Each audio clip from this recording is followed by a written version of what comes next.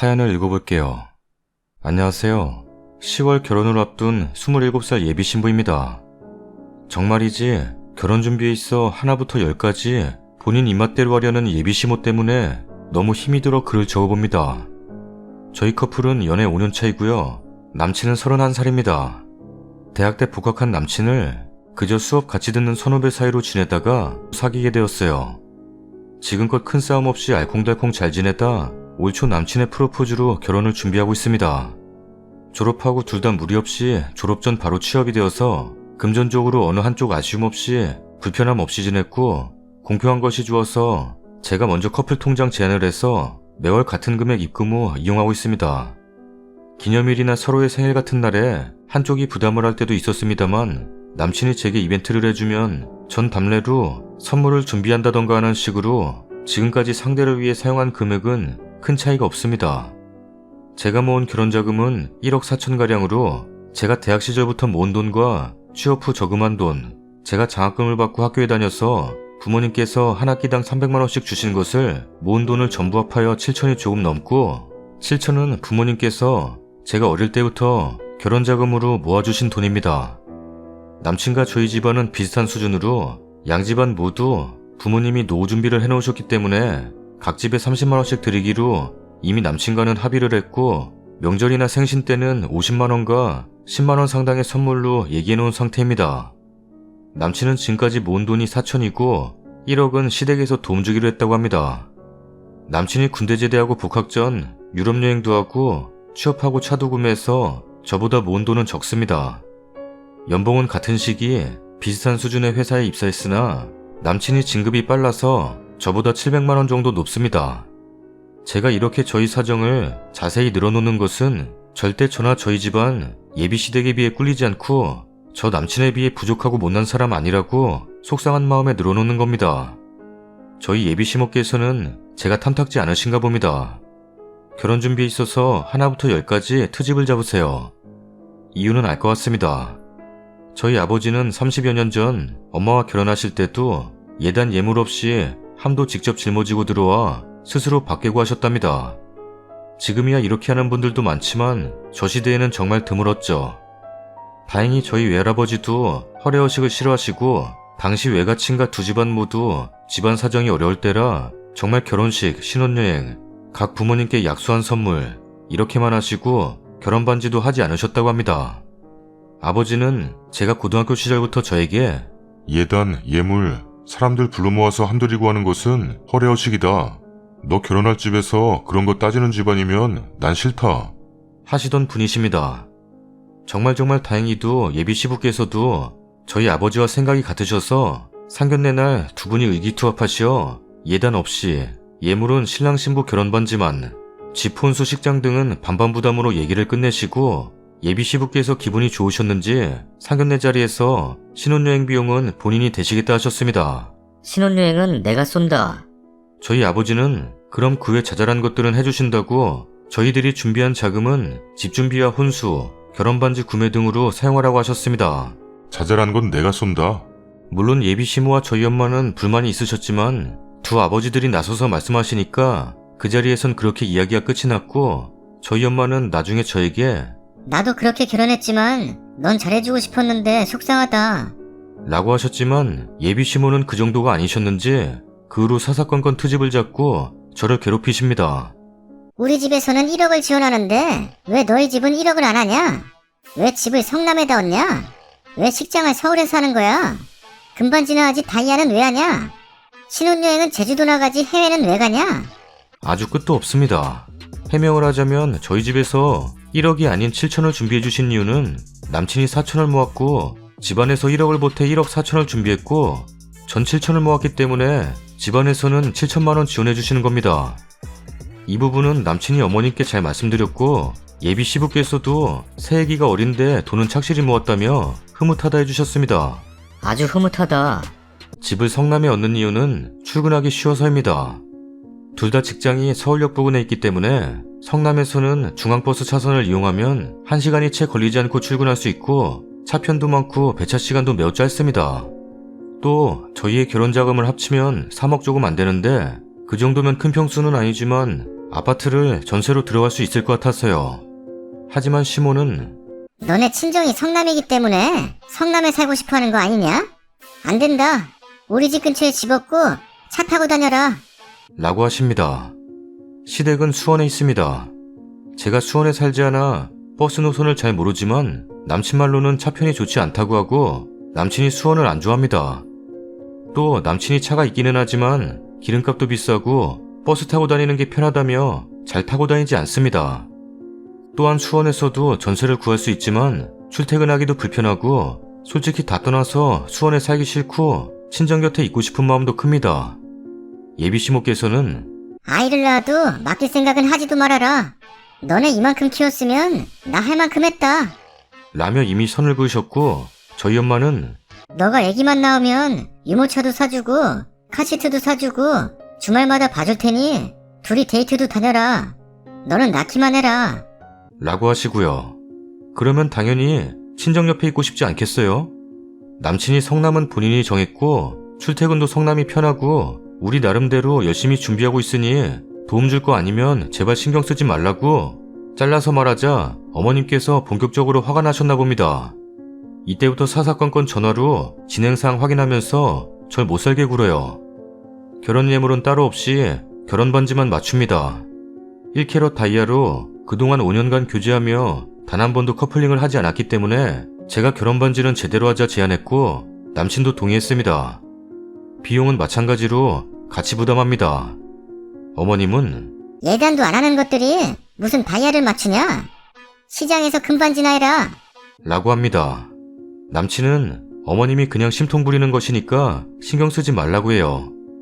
또 저희는 신혼여행을 하와이로 갑니다. 둘 다 스트레스 받는 직업이고 휴가 맞추기가 힘든 직장이라 이번 신혼여행이 저희 커플의 첫 번째 해외여행이자 앞으로 몇 년간 승진을 하거나 이직을 하지 않는 이상 유일한 해외여행이 될 것입니다. 그래서 하와이에서 제대로 쉬고 오자고 해서 자유여행으로 4박 6일 정도, 비용은 300만 원 생각하고 있습니다. 친구들 중 제가 제일 먼저 하는 결혼이라 다른 분들은 신혼여행에 비용을 얼마나 사용하는지는 모르겠습니다만 저희도 큰돈 사용한다고 생각은 하고 있습니다.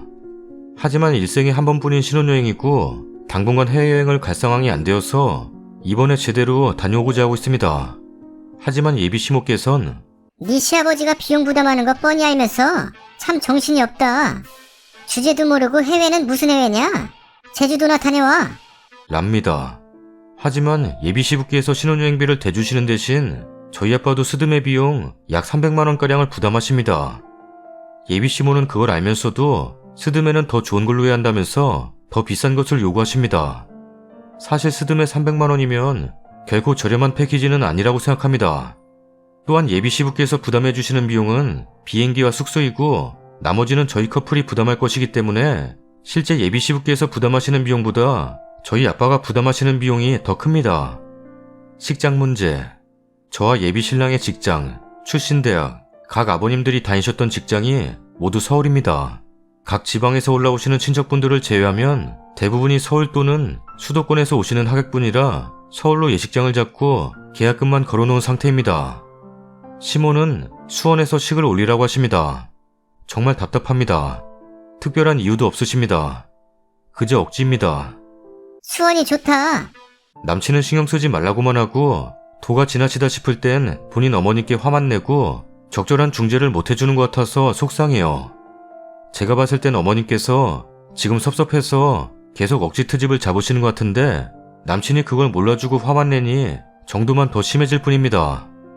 제가 전화 걸어 애교도 부리고 기분 풀어드리려고 선물을 보내봐도 그때뿐. 금세 본인 기분이 나빠지면 저에게 화풀이를 하시니 정말 미칠 지경입니다. 결혼 전부터 이런데 결혼하면 더 심해질까 두려워요. 예비시부는 예비시모께서 트집을 잡으시면 애들이 어련히 잘 준비하고 있는데 왜 초를 치냐? 라며 저희 편에 서주시지만 결혼 후에도 계속 그래주실까 걱정도 되고 마음이 복잡해서 어찌할지 모르겠습니다. 그렇다고 결혼은 포기하기 싫습니다. 5년간 한눈 한번 팔지 않고 오롯이 저만 바라봐준 사람이고 어머님과의 일만 아니면 생각도 깊고 마음도 따뜻한 사람입니다. 언제고 저부터 생각해주고 이 사람 옆이라면 난 정말 사랑받는 사람이구나를 느껴 너무 행복합니다. 사치도 없고 남자들 특유의 허세도 없는 너무 좋은 사람인데 어릴 적 맞벌이 하시던 어머님이 잘 챙겨주지 않고 홀로 컸다는 생각에 유독 어머님께는 차갑고 냉랭한 아들이라 앞으로 결혼하면 어떻게 될지 걱정이네요. 어제는 어머님께 전화가 한 통 왔습니다. 저희가 어머님과 저희 엄마 한복은 빌리지 않고 구매할 생각이라 저번 주말에 같이 만나서 치수도 재고 함께 식사하고 헤어졌어요. 근데 한복집에서 치수 재면서 신부 쪽 어머님은 얼굴이 환해서 분홍빛 한복이 참 잘 어울리세요. 라고 칭찬한 게 걸리셨나 봅니다. 갑자기 예비 시모가 나도 얼굴이 환해. 나도 분홍색 입어야겠다. 랍니다. 그렇다고 둘 다 분홍빛 입고 입장할 수 없으니 저희 엄마는 원래 시모께서 입기로 한 옥색 한복을 입으라고 하십니다. 정말 하다하다 한복 색깔까지 트집이니 정말 미치겠습니다. 그 옥색 한복도 본인이 먼저 고른 거면서 한복집 사장님 칭찬 한마디에 분홍색 한복을 입으시겠다니 뭐라 말해야 할지 모르겠습니다. 저희 엄마도 저희 오빠가 결혼할 때 옥색 한복 입으셨고 새언니 어머님께서 입으신 한복 보고 사돈 어른께서 입으신 분홍빛 한복이 참 곱다며 분홍색이 참 잘 어울리시네요. 저 결혼할 때 본인도 예쁜 분홍빛 한복 입으시겠다던 말씀이 생각나서 차마 한복색 바꾸자는 말을 못하겠습니다. 어머님과 전화통화 후 바로 남친에게 전화해서 다 말했습니다. 남친은 지금 프로젝트 중이라 오늘 집에 못 들어가니까 내일 집에 가서 엄마한테 말할게. 신경 쓰지 말고 장모님 분홍 한복 입혀드려. 라고 하는데 정말 남친만 믿고 넘어가도 될지 모르겠네요. 제가 어떻게 대처해야 추후 결혼해서 시모와 잘 지낼 수 있을까요? 후기입니다. 어제 글을 적고 나서도 이 결혼을 진행해야 하는 건가 고민이 계속 되더라고요. 밤새 잠도 잘 못 잤습니다. 자는둥 마는둥 하고 있는데 남친이 오전에 저희 집에 왔어요. 바람이나 쐬러 가자고. 그래, 고민해봐야 뭐 있겠나 싶어서 일단 차에 올라탔습니다. 가다가 휴게소에 들렀는데 어머님한테 전화가 옵니다. 따르르르르르릉 따르르르르르릉 또로로로로로로롱. 네, 어머님. 한복집에 전화했다. 나도 분홍색으로 하기로 했어. 분홍색이 이쁘더라. 얼굴이 아주 화사하게 나올 것 같아. 네? 어머님 옥색으로 하기로. 야, 시어미가 한다면 하는 거지 말이 많아. 아, 잠시만요, 어머님. 자기 뭐야? 어머님한테 말 안 했어? 한복집에 분홍색으로 한다고 하셨다는데? 아, 깜빡하고 말 안 했다. 전화 줘봐. 엄마, 무슨 분홍색으로 한다 그래? 왜? 분홍색이 나한테 얼마나 잘 어울리는데? 아니, 잘 어울리고 안 어울리고를 떠나서 신랑 쪽 어머니가 분홍색을 왜 입어? 요즘에 그런 게 어딨냐? 어울리는 거 입는 거지? 엄마, 그래도 그건 아니잖아. 그럼 그쪽 보고 바꾸라 해라. 나는 분홍색 입을 거야. 아니, 무슨 신랑 신부 어머니가 둘 다 분홍색을 입어? 쌍둥이야? 누가 보면 쌍둥이인 줄 알아. 시끄러. 내가 입는다면 입는 거지 말이 많아. 너 생전에 나한테 토 안 달더니 요즘 너무 토단다. 내가 너 그렇게 키웠어? 야, 엄마 없이 큰애들이 수두룩해. 내가 너 키우느라 얼마나 고생했는 줄 아니? 그런 엄마가 아들 결혼식 때 입고 싶은 거 입는다는데 넌 엄마한테 너무한 거 아니니? 토 달지 마. 그 순간 남친의 얼굴에 웃음기가 사라졌습니다. 남친은 전화기에 대고 퍼부었어요. 엄마, 누구 죽는 걸 보고 싶어서 그래? 내가 어떻게 하는 결혼인 줄 몰라서 그래? 그동안 내가 모은 돈도 얼마 없었긴 하지만 정확하게 1억 4천씩 반반 결혼하는 사람들이 몇이나 된다고. 그것도 4살이나 어린 여자인데. 야, 4살이 어리면 뭐해? 나는 그 집안 별로 탐탁지 않다. 방순이네 집안이 왜? 방순이네가 우리 집보다 뭐가 부족한데? 우리 집보다 잘 살면 잘 살았지 꿀리는 거 하나도 없어. 도대체 엄마는 왜 그래? 좋게 좋게 하기로 다 이야기 끝냈는데 왜 또 내 결혼식에 회방을 놓는 건데? 회방을 놔? 야, 엄마한테 그게 무슨 말버릇이냐? 너야말로 내 한복에 왜 태클을 걸어? 태클을 걸어? 내가 축구선수야 뭐야? 뭔 태클을 걸어? 엄마가 태클 거는 거지. 아무튼 나는 분홍색으로 입는다. 엄마, 내 이야기를 들어봐. 23살 군대를 다녀와서 복학하던 그해. 친했던 친구들이 모두 학교를 그만두고 나는 외톨이였어. 고등학교 때 공부를 열심히 안 했기 때문에 지방대를 갔고 지방이었기 때문에 동네 친구들도 한 명도 없었어. 수업을 혼자 듣는 건 일상이고 밥을 먹을 때도 나는 항상 혼자였어. 엄마는 알아? 내가 혼자 밥 먹기 싫어하는 거? 방순이를 처음 만난 날 나는 잊지 못해. 그때쯤 밥 혼자 먹기 싫어서 점심을 매일 굶었을 시기였는데 점심시간에 대학교 안에 있는 벤치에 혼자 앉아 있었어. 그때 방순이가 내게 다가왔어. 선배님 안녕하세요. 안녕하세요. 말 놓으세요 선배님. 그동안 말 섞어본 적도 없는 후질근한 내게 말 걸어주던 방순이. 점심 드셨어요? 아직 안 먹었어. 그럼 밥 사주세요 선배님. 나는 그 밥 사달라는 말이 얼마나 고마웠는지 몰라. 그때 방순이가 내게 말 안 걸어줬으면 나는 대학교 졸업할 때까지 혼자 생활했겠지. 방순이는 나의 구세주야. 내가 제일 좋아하는 술은 백세주. 선배님, 백세주 드셔보셨어요? 저 먹어보고 싶어요. 이따 사주세요. 사달라고 해놓고는 계산도 자기가 하는 쿨한 여자. 그 백세주를 먹던 날 우리는 커플이 되었어. 외톨이인 내게 처음 생긴 여자친구. 나는 방순이 없으면 나도 없어. 엄마, 정말 누구 죽는 걸 보고 싶어서 그런 거지? 검은색을 입어 그냥. 뭐? 그게 엄마한테 할 소리냐? 적당히 해 좀. 결혼은 내가 하는 거야. 엄마가 하는 게 아니라고. 분홍색은 절대 못 입는 줄 알아. 끊어. 남친은 화가 많이 났습니다. 괜찮아? 미안, 이런 모습 보였어. 우리 엄마 때문에 미안해. 내가 분홍색 절대 못 입게 할게. 너무 신경 쓰지 마. 고마워. 뭐가? 그냥 내 생각, 우리 엄마 생각해주는 것 같아서. 뭘, 당연한 거지. 남자잖아. 든든한 남친 덕분에 결혼은 아마도 그대로 진행할 것 같아요. 항상 내 편이 되어줘서 너무 고마워요. 앞으로 험난한 길이 예상되지만 일단 오늘은 신나게 놀아야겠어요. 다음 사연입니다. 드디어 어제 잔금을 치렀습니다. 결혼한 지 9년 만에 집장만을 했습니다. 처음 결혼할 때 생각이 납니다. 그때는 저나 우리 남편이나 모아놓은 돈 그리 많지 않아서 월세부터 시작을 했습니다. 16평짜리 재건축 아파트에서 월세를 시작했었죠. 재건축 아파트라 여기저기 망가진 데도 많고 했지만 그래도 사랑하는 사람하고 결혼을 할 수 있다는 사실만으로 좋았습니다. 처음엔 저희 부모님 반대로 많이 힘들었습니다. 저희 남편 홀어머니 밑에서 컸습니다. 일찍 시아버지가 돌아가셨어요. 우리 남편 4살 때 그때부터 저희 시어머니 안 해본 일 없이 우리 남편 키우셨습니다. 여자 혼자 애 키우는 게 보통 일이 아니지 않습니까? 그래도 저희 어머니 시장에서 생선 장사하셔서 저희 남편 대학까지 가르치셨습니다. 고생 많이 하셨지만 지금도 얼굴은 저보다 훨씬 이쁘십니다. 그러다 보니 저희 남편 좋은 회사에 취직해서 시어머니 이제 일하지 마시라고 하고 월급 다 드리고 살았습니다. 그래도 저희 어머니는 필요한 데만 쓰시고 그 돈 다 모으셨습니다. 우리 결혼할 때 통장 하나를 주셨어요. 하지만 이미 저도 집안 사정 다 알고 있었고 해서 차마 그 통장 받을 수가 없었습니다. 저희는 아직 젊으니깐요. 혹시 모르니 어머니 노후자금으로 쓰시라고 했습니다. 저희 친정은 웬만큼 삽니다.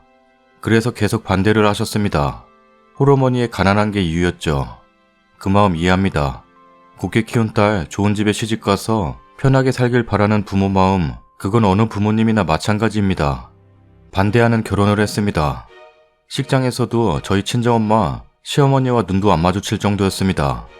결혼 안 시켜주면 죽는다고 약을 내미니 허락해 주셨습니다. 지금 생각하면 저만한 불효녀도 없는 것 같습니다. 그때 저희 부모님 얼마나 마음 아프셨을까요? 그렇게 결혼을 했고 저희 엄마 사위한테 따뜻한 눈길 주시지 않았습니다. 하지만 우리 남편의 애교와 성의로 결혼하고 2년 지나니 저보다 점점 사위를 더 챙기시고 좋은 화장품 있으면 저희 시어머니 갖다 드리라고 하셨습니다. 우리 남편 저 몰래 저희 부모님 찾아가 식사 대접도 하고 저희 아버지 낚시 좋아하시니 주말마다 따라다니고 그거 볼 때마다 솔직히 속상했지만 저희 남편이 그러더군요. 나는 아버지 없이 커서 장인어른 내 아버지라 생각하고 따를 거야. 지금은 나에 대해서 마음 열지 않으시지만 봐라. 언젠가는 당신보다 나를 더 이뻐할 거야. 안 힘들어? 마음 안 아파? 아니야. 나 같아도 곱게 키운 내 딸 절대 안 준다. 그래도 장인 장모님은 나 받아들여 주셨잖아. 그것만 봐도 나는 너무 감사해. 라고 했습니다. 그날 저 혼자 몰래 울었습니다. 저희 남편이 저희 부모님께 그렇게 하니 저 또한 어머니한테 잘해드리고 싶었습니다. 저희 어머니는 늘 저에게 미안하다고 하십니다. 지금도 마찬가지고요. 처음에는 저를 어려워하셨습니다. 그러지 마시라고 하면 내가 언제 하십니다. 결혼 초 어머니가 절 너무 어려워하셔서 어머니 제가 어려워서 그러시는 거 알아요. 며느리인데 왜 그러세요? 하니 나는 시장에서 생선 장사하던 사람이고 너는 많이 배우고 이렇게 어려운 집에 시집 와준 고마운 애라 너 힘들게 하고 싶지 않다. 라고 하셨습니다. 그러지 마시라고 했습니다. 그냥 딸처럼 생각해달라고 했습니다. 결혼하고 3년 뒤에 월세에서 탈출을 하고 전셋방을 얻었습니다. 일부러 30평짜리 얻었습니다. 어머니와 같이 살고 싶었어요. 하지만 어머니는 싫다고 하셨습니다. 아직 정정하다고, 걱정 말라고, 그래서 더 열심히 일해서 집을 사야겠다고 마음먹었습니다. 이제 올해 9년차가 되고 집을 샀습니다. 계약하고 어머니께 제일 먼저 전화를 했어요. 어머니, 저희 집 샀어요. 라고 하니 우십니다. 네가 고생 많았다. 내 평생 내 집 못 가져봤는데 혹여나 내 자식도 그리 되면 어쩌나 걱정 많이 했어. 니들 고생 많았다. 라면서 계속 우셨습니다. 그리곤 같이 살자고 했습니다. 맨날 손주 손녀 보고 싶어도 우리한테 패 끼친다고 잘 오시지 않았습니다. 저희 부모님도 잘했다고 하십니다. 저희 부모님께도 말씀드렸습니다. 이제 우리 시어머니랑 같이 살려고 한다고 하니 저희 부모님도 당연하지. 안 싸돈 그동안 많이 적적하셨을 거야. 진작에 모셨어야 하는데 늦은 감이 있는 건 아니냐? 이제라도 모셔. 라고 하십니다. 이제 다음 주 주말이면 새 보금자리로 들어갑니다. 어머님도 며칠 있으면 올라오십니다. 오래 사셨던 곳이라 떠나기 쉽지 않으시겠지만 제 마음은 행복합니다. 어머님, 우리 남편, 토끼 같은 우리 아들딸, 저 이렇게 5 식구 행복하게 살고 싶습니다. 이사하고 저희 부모님까지 7 식구, 저 결혼하고 처음으로 가족여행을 떠나려고 합니다. 처음엔 힘들었지만 이제 행복하게 살 일만 남았다 생각하니 기분이 너무 좋고 아침에 출근해야 하는데 마음이 들떠서 잠도 안 옵니다. 토커님들 제 행복을 빌어주셨으면 좋겠습니다. 늘 긍정적인 마인드로 살아가려 합니다. 제 글을 읽으시는 모든 토커님들도 늘 행복에 파묻혀 사셨으면 좋겠습니다. 날이 밝으면 월요일의 시작이네요. 한 주의 시작 행복한 마음으로 시작하세요. 댓글입니다. 홀어머니지만 심성이 올곧으셔서 아들내미 똑 부러지게 키워놓으셨네요. 이래서 결혼할 때 다 필요 없고 사람을 봐야 하나 봐요. 님이 복이 많으신 분 같아요. 이제 잔금 치렀으니 살면서 대출금도 갚으셔야 할 텐데 잔금 치르고 제일 먼저 시어머니께 전화드린 마음도 시어머니 우셨다는 것도 너무나 마음이 짠해요. 어떤 마음인지 잘 알겠기에. 저도 결혼 몇 년 만에 집 샀지만 저희 시어머니 반응이랑은 하늘과 땅 차이네요. 애기에 코딱지만한 집. 집 샀다 하니 저희 시어머니는 이러시더라고요. 앞으로도 그 마음 변치 마시고 시어머니랑 행복하세요. 좋은 시어머니 두셔서 진심으로 부럽습니다. 시어머니 하신 말씀이 너무 뭉클해요. 생선 장사가 뭐 어때서요? 여자 혼자 일해서 대학까지 보내는 게 쉽나요? 얼마나 몸고생 맘고생하면서 사셨을까요? 시어머니가 그렇게 말씀하실 때 님도 딸처럼 생각하시라는 말 눈물 납니다. 그리고 남편분 결혼해서도 받아주시지 않았지만 노력하셨던 모습 상상하니 정말 부럽습니다. 월세부터 시작하셨다 했는데 9년 동안 직장만 하시느라 너무 고생하셨습니다. 그동안 고생하셨던 만큼 복이 올 거예요. 고달픈 야근 중에 정말 훈훈해지는 글입니다. 얼굴도 이름도 모르는 분이지만 진심을 다해서 축하드립니다. 항상 지금처럼 행복하시길, 어머님도 오래오래 건강하시길 기원합니다. 분명 아이들도 훌륭하게 자랄 거라 믿어 의심치 않아요. 다시 한번 축하드리고 이렇게 좋은 글을 읽게 해주셔서 감사합니다. 스크랩해두고 힘들 때마다 보겠습니다. 후기입니다. 여러분들 안녕하셨죠? 글 쓰고 나서 바빠서 이제서야 댓글들을 확인했습니다. 정말 감사합니다. 잘 살라고 격려해주신 분들 너무 감사합니다. 저번 주죠? 목요일에 저희 어머니 올라오셨습니다. 올라오시고 나서 저희 부모님과 저희 가족들 모두 모여서 간단하게 맥주 파티를 했습니다. 저희 어머니는 계속 애들이 너무 대견스럽다고 우시고 저희 엄마도 어머니 손 붙잡고 같이 우셨습니다. 저희 친정엄마는 처음에 반대했던 게 늘 마음속에 불편하게 자리 잡고 있었어. 그때 당시를 회상하면 그저 내가 원망스럽다. 죄송한 마음이야. 라고 하셨습니다. 우리 신랑은 그래도 장모님, 저희 식구들 아픈 데도 없고 행복하게 잘 살잖아요. 너무 마음 쓰지 마세요. 랍니다. 저희 친정부모님이 그러셨습니다. 만약 그때 결혼 안 시켰으면 이런 사돈, 이런 사위 잃을 뻔했어. 이렇게 이쁜 사위 없다. 라고 하셨습니다. 그러고 나서 친정부모님도 주무시고 가시라고 해서 거실에서 여자들 이불 깔고 누워서 몇 시간을 수다 산매경에 빠졌습니다. 저희 어머니 저도 어려워하셨지만 그만큼 저희 부모님도 어려워하셨던 분이었습니다. 시간이 지나서 그래도 저는 편하게 생각을 하셨겠지만 늘 본인이 못나고 저 고생시키는 것 같아서 사돈 어른들 뵙기 미안하다고 하셨는데 그때만큼은 자매는 저리 가라 할 정도로 두 분이서 웃음꽃을 피우셨습니다. 이틀 뒤인 토요일 드디어 꿈에 그리던 저희 집으로 이사를 왔습니다. 어떻게 9년 만에 집을 샀냐고 하셨더라고요. 저희 5식구 살려면 집이 어느 정도 넓어야 하고 방도 4개는 있어야 하기에 경기 북부 쪽에 새로 지은 아파트를 매매했어요. 아파트 단지 쪽이라 그런지 큰 마트도 있고 해서 괜찮은 것 같더라고요. 서울에는 아직 저희 신랑은 결혼하고 2년 동안만 직장 생활을 하다가 본인 사업을 시작했고 처음에는 좀 힘들었지만 1년 반 지나니 어느 정도 잘 되기 시작했고 저는 결혼 전부터 주얼리 쪽에서 제 사업을 했어요. 그리고 최대한 생활비 아끼고 해서 버는 대로 다 모았어요. 그냥 모으진 않고 적금도 들고 개도하고 해서 돈을 불려나가기 시작한 거예요. 물론 지금도 8천원 대출로 잡혀있고요. 그것도 어서 갚아야죠. 한 2, 3년 고생 조금만 더 하면 갚을 수 있을 것 같아서 대출받아서 집을 산 거예요. 아무튼 토요일에 이사를 하고 안방은 저희 부부가 쓰고 그 다음 좀 크다 싶은 방은 저희 어머니가 쓰시고 우리 토끼들 방 하나씩 해주고 정리 어느 정도 마치고 나니 그새 밤이더라고요. 동네도 돌아볼 겸 해서 외식하고 들어와서 혼자 깡충깡충 뛰었습니다. 너무 좋았어요. 그냥 가만히 있어도 너무 기분이 좋더라고요. 우리 신랑은 저한테 웃으면서 애 같다고 놀렸지만 그래도 상관없었습니다. 정말 너무 좋았거든요. 늘 오래된 집에서 살다가 새 집이고 집도 넓고 하니 왜 그렇게 좋던지. 밤에도 잠도 못 자고 누워서 어깨 들썩이다가 또 혼자 집 둘러보고 그랬네요. 일요일에 저희 부모님 오셔서 마저 짐 정리 도와주시고 잠깐 나가자고 하시더라고요. 그래서 왜 그러시나 했더니 김치냉장고와 TV를 사주시더라고요. 갑자기 이거 왜 사주냐고 하니 너 결혼할 때 집 작다고 제대로 된 거 하나 못 사준 것 같다. 집에 있던 김치냉장고는 아는 언니가 한 3년 쓰다가 질린다고 버린다고 하기에 제가 얻어왔거든요. 별 고장난 데도 없고 해서 이번 이사 오는 집에도 그거 가져왔거든요. 그거 보니 마음이 안 좋으셨었다고. 안 그래도 애들 집 사면 뭐라도 하나 해줘야 하는데 돈으로 주면 분명 받지 않을 것 같고 해서 김치냉장고 좋은 걸로 사줘야겠다 생각하셨대요. 김치냉장고와 어머니 방에 놓을 TV를 사주셨습니다. 아니라고 TV는 내가 계산하겠다고 하니 저희 아버지가 아니다. 사돈 어른한테 뭐 하나 선물 꼭 해드리고 싶었다. 짐 정리하다 보니 시골집에서 쓰시던 작은 TV 서랍장에 올려있는 게 마음이 그랬어. 늘 니들 생각해서 니들이 보내드린 생활비 안 쓰시고 절약이 몸에 배신 분 같아서 마음이 안 좋았다. 그냥 아빠가 드리는 작은 성이라고 생각하셨으면 좋겠어.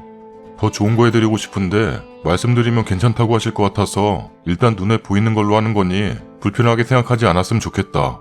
라고 하셨습니다. 너무너무 감사했습니다. 저희 신랑도 장모님, 장인어른 감사해요. 하면서 연신 고개를 숙였습니다. 이제 모든 집 정리를 거진하고 다음 주부터는 저희 부부 휴가입니다.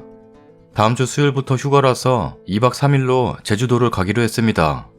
어머니께도 아까 낮에 어머니 다음 주에 제주도 가기로 했어요. 괜찮으시죠? 하니 거기는 비행기 타고 가는 데지? 하시기에 대답하니 살면서 처음 니들 때문에 비행기도 타본다. 난 좋다. 라면서 웃으시더군요. 그 말 듣는데 가슴이 짠하더라고요. 생각해보니 그동안 어디 가까운 곳도 모시고 제대로 가본 적이 없는 것 같아요. 사실 그동안 제대로 된 휴가도 없이 일만 했거든요. 우리 내에는 일만 했어도 어머님이라도 친구분들하고 어디 갔다 오시라고 했어야 했는데 참 제가 이렇게 생각이 짧습니다. 제주도 가서 좋은 곳도 구경하고 맛있는 것도 많이 사드리고 면세점도 모시고 가서 뭐라도 사드리려고요. 저희 친정부모님들도 가시는데 벌써부터 여행 준비 들어가셨습니다. 저희 부모님이야 제주도 몇 번 갔다 오셨지만 왠지 이번에는 들뜬다고 하십니다. 우리 토끼들도 비행기 탄다고 지금 말도 잘 듣고 심부름도 잘하고 있습니다. 말 안 들으면 안 데려간다고 했죠. 갔다 오고 나서 정말 행복하게 잘 살려고 합니다. 많은 분들이 꼭 행복하게 잘 사시라고 했던 말 잊지 않으려고 합니다. 격려해 주셨던 분들 남일이라고 생각 안 해주셔서 너무 감사드립니다. 여러분들도 꼭 행복하게 사세요. 행복은 작은 곳에서부터 시작인 것 같습니다. 그럼 좋은 주말 보내세요. 그리고 정말 감사합니다. 댓글입니다. 글쓰님 안녕하세요. 저번 글에서 배플됐던 사람이에요. 정말 님 가족들은 어찌 그렇게 사람들이 본받을 정도로 좋습니까? 비결이 뭐예요? 경기도도 방 4개면 40평 50평 할 텐데 그런 가격이 꽤 될 텐데 정말 대단하신 것 같아요. 글쓰님 그동안 열심히 사신 결과가 너무 좋은 것 같아요. 저도 님처럼 살 수 있을런지는 모르겠지만 멘토라고 생각하고 살게요. 집 마련하시느라고 그동안 정말 고생하셨어요. 화이팅! 요즘 집 어찌 사나 막 그러고 그랬는데 님 글 보니 나도 할 수 있을 것 같다는 생각이 들어요. 진짜 글 지우지 마세요. 사는 거 힘들고 할 때마다 님 글 보고 기운 내려고요. 님 글을 보니 아주 좋습니다. 내가 집 산 것 같아서 저까지 껑충껑충 뛰고 싶습니다. 여행 잘 다녀오시고 가족들끼리 화목하게 사십시오. 정말 행복한 가정이네요. 저희는 작년에 결혼해서 신랑이 장인어른 장모님 아직 비행기 한 번도 안 타보셨으니까 우리 결혼 1주년 때 양가 부모님들 모시고 꼭 다시 놀러 오자고 했었어요. 그때 신랑한테 내심 고마웠었는데 비행기 처음 타보신다고 좋아하시는 글쓰님 어머님 보니 저희 친정 부모님도 생각나고 마음이 짠해지네요. 결혼하고 얼마 안 돼서 애가 들어서는 바람에 아무래도 이번 1주년 때는 친정 부모님과 비행기 타긴 어렵겠지만 저희도 언젠간 양가 부모님들 모시고 여행 다녀올 수 있는 날이 오겠죠? 지금껏 저랑 동생 키우시느라 고생만 하시고 여행 한번 제대로 못 해보신 부모님께 딸이랑 사위 덕에 비행기도 타보네 라는 말 저희도 꼭 들어보고 싶네요. 다음 사연입니다. 와이프 저보다 5살 연상입니다. 와이프라고 부르기엔 나이가 제가 34살입니다. 평소에 그냥 와이프님이라고 부릅니다. 잡혀 사는 남자이지만 만족합니다. 저희 와이프님은 대리인 저보다 높은 팀장님이셨죠. 와이프가 낙하산이긴 하지만 정직원부터 시작했습니다. 제가 다녔던 회사의 사장님 따님이십니다. 처음 제가 입사했을 때 젊은 남자라곤 저랑 제 동기들 뿐이더군요. 저희 부서에만 4명이 있었습니다. 제가 대리로 승진하기까지 2년이 걸렸습니다. 젊은 남자 사업만 챙겨주는 여직원분들의 은혜에 힘입어 저와 제 동기들은 과장님과 대리님, 차장님, 부장님까지 갈굼을 당했습니다. 일을 못해서 당했냐? 아닙니다. 저는 몰라도 제 동기놈은 일을 겁나 잘했는데 우리들 중 누구보다 갈굼을 많이 받았습니다. 잘생겼거든요. 아직 어린 여직원분들은 부장, 차장, 과장, 대리에게 부대찌개라고 별명을 지어놓곤 대놓고 욕도 하더군요. 그 중에서 우리 와이프인 팀장님은 카리스마의 선두주자로 여직원, 남직원 괴롭히는 부대찌개들을 괴롭혀주셨습니다. 그래서일까요? 저 여자를 내 여자로 만들어 권력을 얻고 싶어졌습니다. 모든 직원들이 피하는 회식 자리에서 저는 직급대로 차례차례 술 따라드리며 팀장님 역까지 갈 수 있었고 눈 떠보니 팀장님 집에 나체로 누워있더군요. 기억이 안 나는 채로 말입니다. 눈 뜨자마자 보이는 건 걸크 터지는 팀장님의 난에 분무기 뿌리는 모습이었습니다. 바로 일어나서 죄송하다 했습니다. 괜찮아. 네가 덮친 게 아니라 내가 덮쳤어. 라는 팀장님의 말씀을 듣고 제 그놈이 제대로 구실을 했을까 염려되었습니다. 아점으로 삼선 짬뽕을 시켜주시는 팀장님을 보며 반했습니다. 10,000원이나 했거든요. 식사를 하시면서 궁합이 좋았단 말을 듣고 제가 리드를 해보았습니다. 토요일 3시까지 제가 좀 됩니다. 거의 3시간을 입사 때부터 첫눈에 반했다고 거짓말을 치며 제 800회를 하고 있는 팀장님에게 말했습니다. 사귀자고. 그래 그럼. 그러자고 하시는 팀장님. 그 후로 3달 만에 결혼당했습니다. 제가 혼수해갔고요. 회사 근처 50평 아파트에 오셨습니다. 제 차도 사주시고요. 결혼 후에 달라진 게 있다면 요즘 저희 와이프가 아이 같자며 몸에 좋다는 음식을 다 해오셨는데 얼마 전 제가 장염을 크게 앓고 그마저도 포기하신 상태시고 일 때문에 스트레스 받아 임신이 안 되는 것 같다며 본인이 아닌 저를 회사 그만두게 하고는 집에서 쉬게 하십니다. 처음 계획은 팀장님과 사귀면서 부대찌개들을 팀장님 조종에 갈구고 싶었는데 결혼했습니다. 프로포즈 받을 때가 잊혀지질 않네요. 새 차를 뽑으셨는지 제게 시승식을 해주신다며 저녁으로 일식집에 들려 초밥을 먹이시더니 집에 데려다 주시곤 차키를 제게 쥐어주며 결혼하자 하시던 모습. 한 손에 남은 초밥 포장한 걸 들고 있었는데 제가 놀라 툭 떨어뜨렸습니다. 대답을 하지 않았지만 정신 차려보니 웨딩 촬영 중이었고, 정말 웃긴 건 와이프의 부모님이신 사장님과 이사님 결혼 허락도 안 받고 와이프가 무대뽀로 진행하였습니다. 저희 부모님께만 인사드렸고 상견례 때 가까이서 처음 뵀어요. 저는 어머니가 계시지 않는데 와이프가 혼자 계신 아버님 댁에 저 몰래 찾아가곤 하나 봐요. 혼자 계셔서 적적하셨을 텐데 가끔 퇴근하고 어딜 들렸다 오는데 그게 저희 아버지 댁이었습니다. 그런 와이프의 모습을 보면서 마음속에 새로운 감정이 생겼습니다. 결혼 전에 느낀 감정은 존경이랄까? 부러움의 대상이었는데 이젠 사랑에 빠져가는 것 같습니다. 웃을 때 보이는 주름들도 이제 이뻐 보여요. 집안일을 하면서도 얼마나 회사에서 힘들까 손에 턱을 괴고 와이프 생각도 하고, 집안일 말끔하게 잘해놓으면 칭찬을 해주는데 얼른 퇴근하고 와선 제가 빨래해놓은 거 보고 칭찬해줬으면 좋겠어요. 팀장님, 결혼해줘서 고맙습니다. 자기 전에 매일 이거 보는 거 알고 있습니다. 카톡으로 공유도 해주시고. 할 말이 있는데요 팀장님, 정말 사랑합니다. 하트. 댓글입니다. 으이그, 이 팔불출산 꼭대기에서 사랑해를 외치는 그대, 잘 사세요. 진짜 두 분이 잘 만난 것 같아요. 행복하세요. 결혼 준비하시면서도 그래도 고민 없이 했다는 건 좋았다는 거예요. 그냥 너무 빨라서 당황했던 것 같네요. 즐거운 결혼 생활 하세요. 이 마음 변하지 마세요. 호의를 권리로 착각하는 어리석은 짓 절대 마시고요. 그녀가 바라는 건 큰 게 아닙니다. 착하고 본인만 사랑해주는 거 그것뿐입니다. 그러니 절대 배신 마십시오. 행복하세요. 당신은 로또보다 더 큰 행운을 잡은 겁니다. 다음 사연입니다. 두서없이 써내려가 봅니다. 시어머니 때문에 아주 미치겠습니다. 저는 결혼한 지 얼마 안 된 신혼이고요. 애는 없습니다. 지금 남편은 대학교 1학년 때 친구의 소개로 만났고 큰 다툼 없이 결혼까지 이르게 되었습니다. 제 얘기를 조금 하자면 저는 예절, 교육, 교양을 굉장히 중요시하는 집안에서 자랐습니다.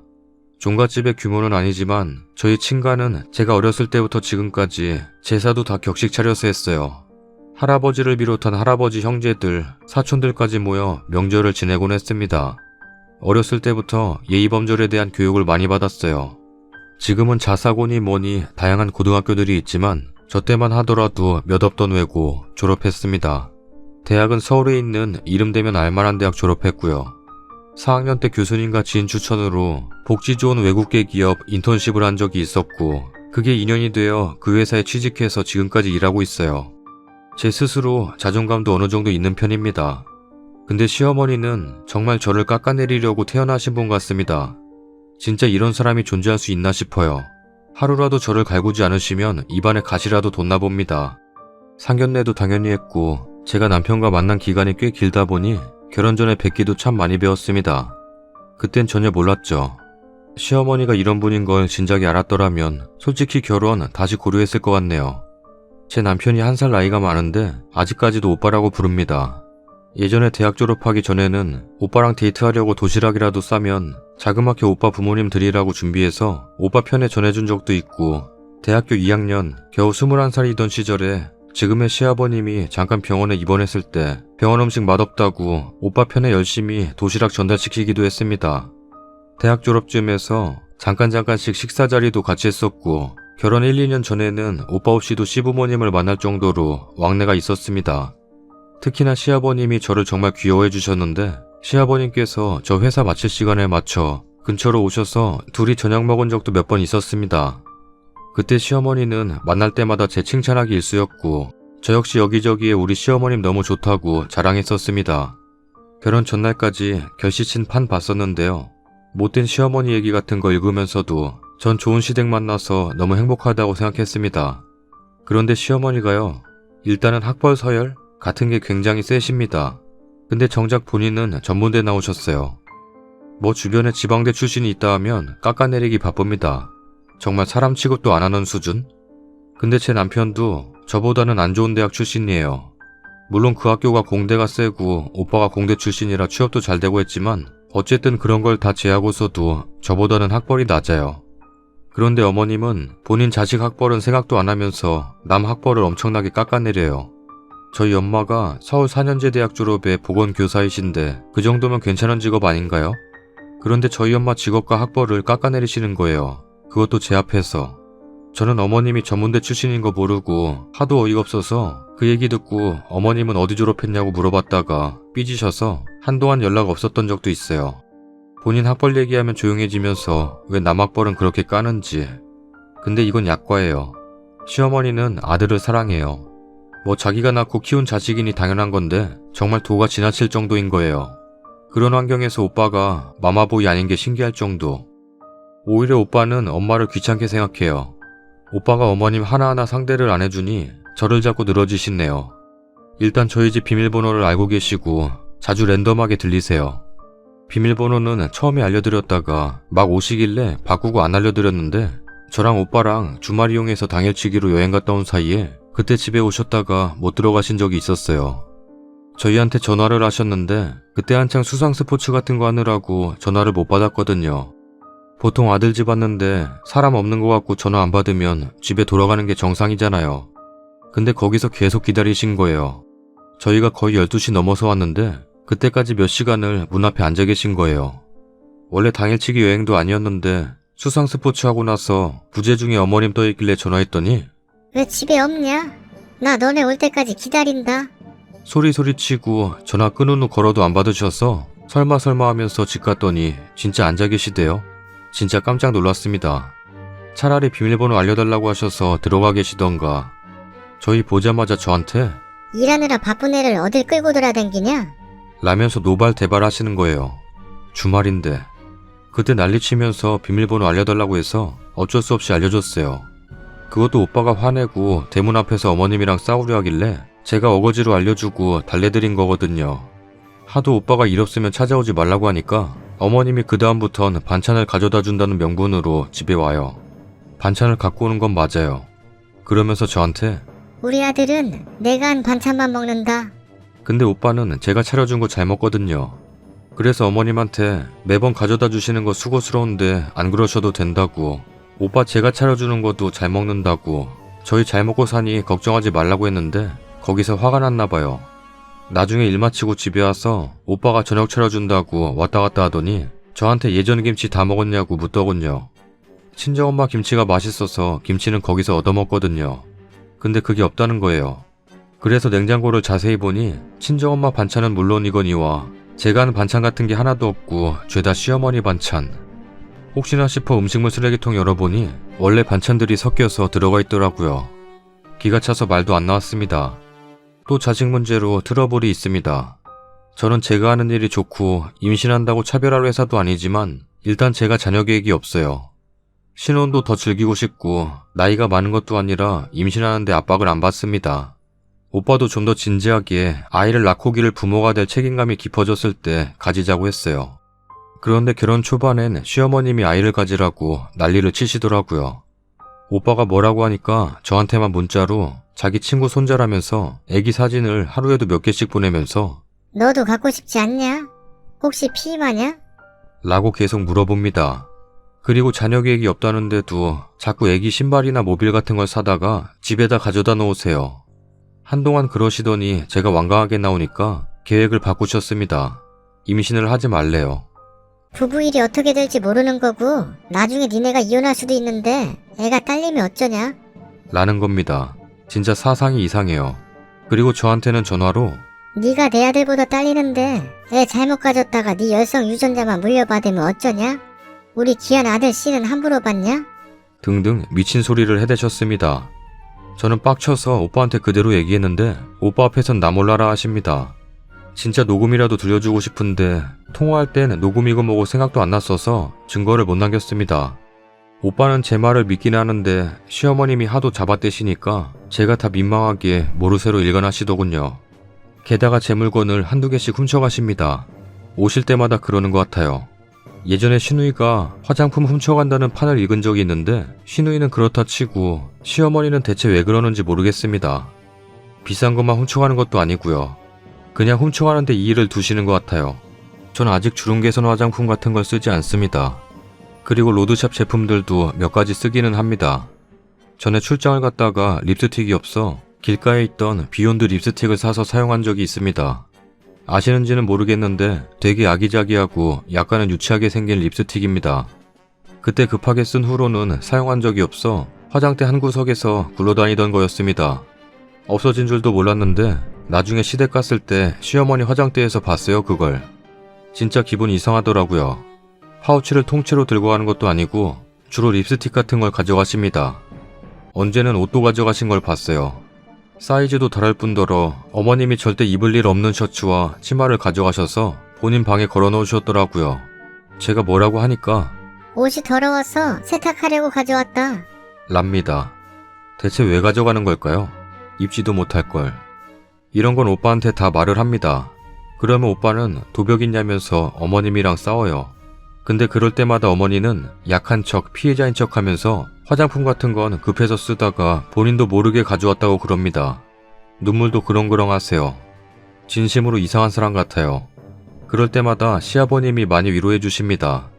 제가 어머님 때문에 몇 번이고 이혼을 고민했을 때도 시아버님이 안사람 때문에 너 같은 좋은 아이를 잃기 싫다.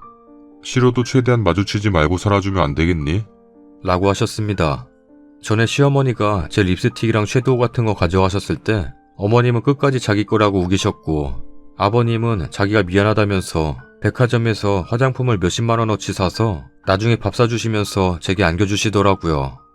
시아버님이 저에게 종종 선물도 해주시고 밥도 같이 먹으니까 어머님이 제게 시아버님한테 꼬리친다고 난리를 치십니다. 집안에 여우 같은 게 들어왔다면서요. 이런 시어머니 골탕 좀 먹이고 입 좀 다물게 할 순 없나요? 한 방에 잠재울 수 있는 뭐 그런 뾰족한 수 없을까요? 시아버님은 너무 좋으신 분이고 남편과도 무척 사이가 좋습니다. 이혼하기도 싫고요. 시아버님과 남편 둘 다 저와 시어머니의 관계에서 제 편을 들어주고 오히려 시어머니한테 엄청 뭐라고 하는 편입니다.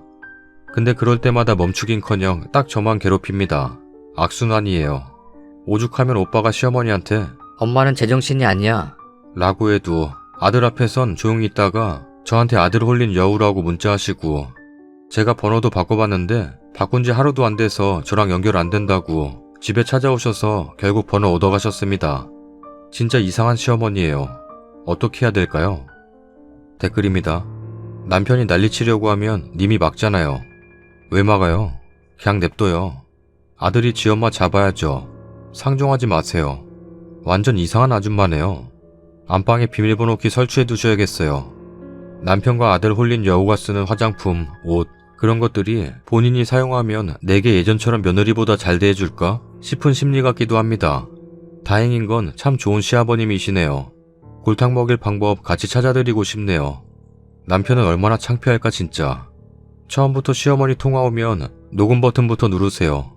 이상한 말 하는 거 녹음하겠다 그런 생각 말고 통화하는 거 처음부터 녹음하겠다 생각하시고 전화 오면 통화 버튼 누르고 바로 녹음 버튼 누르세요. 그리고 이상한 소리 하면 남편과 시아버지 들려주시고 다 앞에서 밝히신 뒤 시어머니랑 다시는 통화 안 한다고 하시고 하실 말씀은 남편 통화하시라 하고 번호 바꾸고 시어머니 번호는 차단시키세요. 집에 찾아오면 남편 부르고 경비 불러 쫓아내세요. 님이 강하고 단호하게 나가야지 옆에서 막아주기만 하면 더 약올라서 날뜁니다. 집 앞에서 기다리던 말던 가지 마시고 비번도 알려주지 마시고 그럴 경우엔 시부한테 모셔가라고 연락만 해주세요. 저 정도면 정신병입니다. 치료가 필요할 지경이네요. 며느리를 여자로 보고 경쟁이라도 하자는 건데 정상인이 할 생각이 못 되죠 그건. 시어머니 욕하는 댓글은 넘쳐날 테고 저는 다른 관점에서 보자면 시아버지 문제가 아닐까 생각이 드네요. 가족의 중심은 부부인데 그렇게 며느리한테 잘하시는 시아버지께서 본인의 아내에게도 그런가요? 글쓴이가 모르는 두 분만의 문제가 있는 건 아닌지 무언가 마음의 결핍이 아들네 부부에게 꽂히셨는데 그 문제의 원인이 뭔지 잘 살펴봐야겠다는 생각이 드네요. 많은 댓글처럼 본인 생각처럼 시어머니를 한 방에 깨게 하는 방법을 택하실지 화는 나겠지만 이해해보려 노력하시던지는 글쓴이 몫이겠죠. 근데 전 글을 읽으면서 어두운 계단에서 님네 부부를 기다리는 시어머니를 생각하니 왜 이렇게 불쌍하고 외롭게 느껴질까요? 그 긴 시간 동안 시아버지는 안 데려가고 뭐 하신 걸까요? 남편과 이혼할 생각은 없다고 하셨죠. 잘하는 남편이니까요. 그 남편 길러준 분이잖아요. 마음이 아프시구나 한 번 더 생각해보시고 가족과 함께 이 문제를 풀어갔으면 좋겠어요. 다음 사연입니다. 정말 참다 이제는 터집니다. 아내는 맨날 다른 집이랑 비교를 합니다. 예숙이 남편은 예숙이한테 주말마다 쉬게 하고 애들 혼자 다 돌보더라. 은옥이는 전업주부인데도 아침밥 안 하고 남편이 밖에서 사 먹고 가던데. 이번에 아쿠아블루 김치냉장고 샀다던데 우리는 안 사나? 뭐 대충 이런 거입니다. 맨날 이런 식으로 합니다. 처음에는 아내에게 뭔가를 해주고 싶고 해주면 고맙다고는 하기에 그게 듣기 좋아서 해줬습니다. 근데 그 고마움도 하루뿐입니다. 그 다음날에는 어디에서 또 무슨 소리를 들어와서는 또 그것을 가지고 우깁니다. 안 들어주면 진심으로 화내고 짜증내고 하루에 몇 번씩 전화와서 당신은 어쩜 나한테 이럴 수 있어? 라면서 화를 냅니다. 어느 날은 울기까지 하더군요. 집에 들어가면 쉬질 못합니다. 자기 허리 아프다면서 설거지랑 바닥 청소를 저에게 모두 맡깁니다. 진짜 못 참겠습니다. 밖에서 일하고 퇴근하고 와서 쉬지도 못하고 주말에도 쉬지도 못해서 나 쓰러질 것 같다고 힘들어 죽겠다고 한번 말해봤는데 그때마다 하는 말이 당신은 나 고생 안 시킨다고 해놓고 말 바꾸는 거야? 이런 말을 하고 있네요. 그 다음날 친정에 전화했는지 장모님이 저에게 전화와서는 방순이 힘들어 죽겠다는데 꼭 지금 일을 시켜야겠어? 자네 너무한 거 아니야? 라고 화내시고 서로 각자 어느 정도는 분담해야 하는 일이 있는데 고생시킨다고 말하는 이유를 모르겠습니다. 이런 것도 못할 거면 결혼은 도대체 왜 한 겁니까? 후회됩니다. 결혼이라는 암덩어리가 저희 인생을 강하게 후려치네요. 이거 진짜 어떻게 합니까? 제발 방법을 좀 제시해 주세요. 추가 글입니다. 많은 분들이 이렇게 관심 가져주시고 조언해 주셔서 감사합니다. 정말 너무나 힘들고 지치는 마음에 이렇게 글을 적습니다. 몇 가지 불확실한 내용 때문에 다들 혼동이 있으신 것 같아서 적습니다. 아내는 가정주부입니다. 집에서만 지내고 있습니다. 결혼생활 3년째이고 3살짜리 아이 하나, 이제 2달 지난 아이 하나 있습니다. 선보고 3개월 만에 결혼했습니다. 저도 이해해보려 해봤고 중간중간 짜증 섞인 말투로 살짝 화도 내보고 했습니다. 그런 말 하지 말라고. 나도 사람인지라 비교하는 말 정말 싫다고. 허나 안 통하더군요. 결혼생활 내내 남과 비교를 해대는데 아주 죽겠습니다. 찬원이네는 거의 매일 데이트하고 외식하고 하던데 당신은 뭐해? 인재댁 남편은 이번에 과장으로 승진했다던데 우리 남편은 그런 소리 언제 들리려나? 에휴, 술 취한 큰형수 남편은 비상금 몰래 챙겨놨다가 귀걸이 사줬다는데 당신은 뭐 없어? 옆동에 사는 이진균의 집에 인테리어를 했는데 너무 이쁘더라. 우리도 하자. 응? 하자. 안 해? 왜? 돈 없어서? 당신은 지금까지 돈 안 모으고 뭐 했어? 그런 것도 못해? 평일 내내 애들 보는 게 얼마나 힘든 줄 알아? 당신도 휴가 좀 내서 나 쉬게 해주면 안 돼? 제니 남편은 휴가 내서 제니는 친구들이랑 여행 보내주고 자기가 며칠 내내 혼자서 애들 봐주고 그런다는데 당신은 어쩜 그런 거 하나 없냐? 저녁에 와서 봐주고 주말에 그거 좀 보는 게 다야? 내가 뭐 주말에 놀러 갈 수 있나? 이번에 이나가 결혼을 했는데 남편이 키도 훤칠하고 잘생겼더라. 에휴, 우리 남편은 넘사벽이지. 얼굴이라도 좀 괜찮았으면 좋으련만. 네 남편 반만 됐어도. 대략 이런 말들입니다. 더 적고 싶지만 끝도 없군요. 자기 자신도 비교하는 말 들으면 자존심 상하고 기분 나빠할 거면서 왜 저에겐 서슴없이 해대는지 정말 더러워서 같이 못 살겠습니다. 아내가 할 줄 아는 거는 김치찌개밖에 없습니다. 365일 김치찌개입니다. 그 외의 반찬은 아예 배울 생각도 안 하더군요.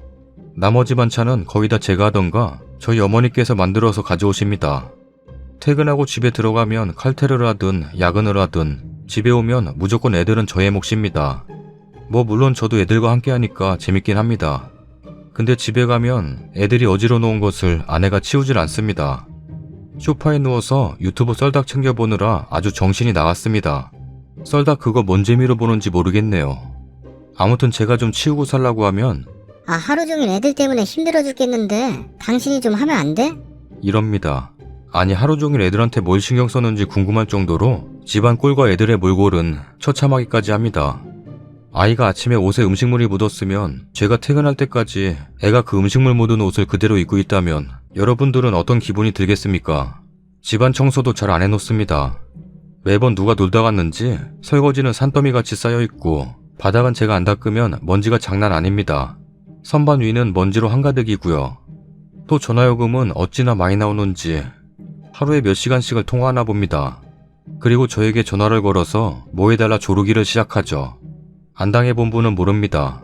그 징징 우는 목소리, 애들이 장난감 사달라고 쫄라대는 듯한 그 징징대는 목소리를 하루도 어기지 않고 매일같이 들어보세요. 이건 애들 키우는 것보다 심합니다. 정말 이렇게 안 당해본 분은 몰라요. 이해할 수도 있는 부분이라고 생각할지도 모릅니다. 허나 이건 진짜 제가 미쳐버리겠다고요. 몇몇 분들의 말씀대로 결혼 상담을 받아볼까 생각 중입니다. 조언 감사드립니다. 댓글입니다. 독일 사는 성훈이네 와이프는 아침마다 구첩반상 차려주고 건강주스까지 만들어준대. 그래서 그런지 요즘 그 친구 얼굴이 좋아. 옆팀의 붐붐이네는 애가 유치원 다니는데 영어 공부를 사교육 없이 시켜서 애가 원어민 수준으로 말한대. 유치원 선생님이 영재 테스트 받아보라고 연락 왔대. 아, 그리고 영복이 알지? 재수씨께서 글쎄 이번에 연봉 인상되었다고 영복이한테 차를 한 대 쏘셨더라고. 내 시승식 하느라 좀 늦을 거야. 그냥 그렇다고 라고 하세요. 보안이 애 없고 와이프는 직장 없나 본데 애 없는 전업주부가 웬 말이에요. 취직이나 시켜요. 해달라는 대로 하지 마세요. 집안은 개판이 될 거고 그런 거 못 보는 성격이라서 결국 해주는가 본데 그걸 참아내보세요. 그럼 누군가 하게 되겠죠. 그 누군가가 여자가 될 거고 여자가 하기 시작하면 그때서야 다시 도와주시든가. 항상 남편이 도와주다 보니 결국 도와줄 걸 알기에 여자가 계속 안 하는 거네요. 뭐 그런 거로 이혼까지 고민하고 그러세요. 뭐라고 잔소리 하든 말든 TV 보다가 자고 집안일 하나도 안 하고 버티다 보면 하게 돼 있어요. 맞는 말이야. 근데 시어머니가 그릇을 자기가 깨놓고 나 때문에 깨졌다길래 뒤집어 버렸습니다. 아따, 시어머니 너무하네. 자기가 깨놓고 며느리 때문에 깨졌다고?